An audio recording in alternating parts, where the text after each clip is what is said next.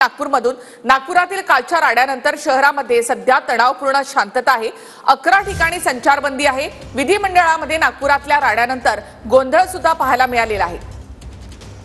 तर हल्ल्याचा सुनियोजित पॅटर्न दिसतो असं मुख्यमंत्री देवेंद्र फडणवीसांनी सभागृहामध्ये म्हटलेलं आहे। पोलिसांवर हल्ला करणाऱ्यांना सोडणार नाही असा इशारा सुद्धा मुख्यमंत्र्यांकडून देण्यात आलेला आहे।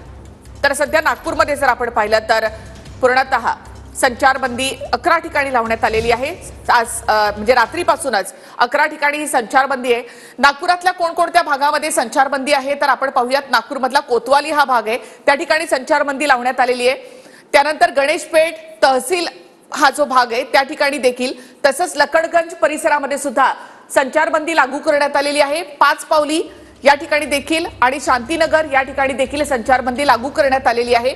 तर सक्करदरा या भागात सुद्धा संचारबंदी लागू करण्यात आली आहे। कोतवाली, नंदनवन, गणेशपेठ या ठिकाणी देखील संचारबंदी लागू करण्यात आली आहे। इमामवाडा या भागात सुद्धा आणि यशोधरा नगर या ठिकाणी देखील, कपिल नगर या ठिकाणी संचारबंदी लागू करण्यात आली। नागपूरमधले हे सगळे 11 भाग आहेत ज्या ठिकाणी संचारबंदी लागू करण्यात आली।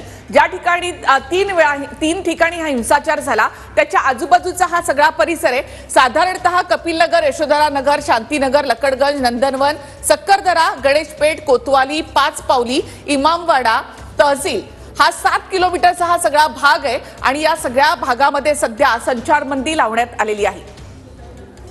तर त्याचबरोबर एकूणच तर गणेशपेठ, तहसील या भागामध्ये देखील संचारबंदी लागू करण्यात आलेली आहे। लकडगंज हा भाग आहे त्या ठिकाणी देखील संचारबंदी लागू करण्यात आली। 5 पावली, नागपूरमधले हे 11 असे भाग आहेत ज्या ठिकाणी संचारबंदी लागू करण्यात आली आहे। सक्करदरा हा भाग आहे, या ठिकाणी देखील संचारबंदी लागू करण्यात आली।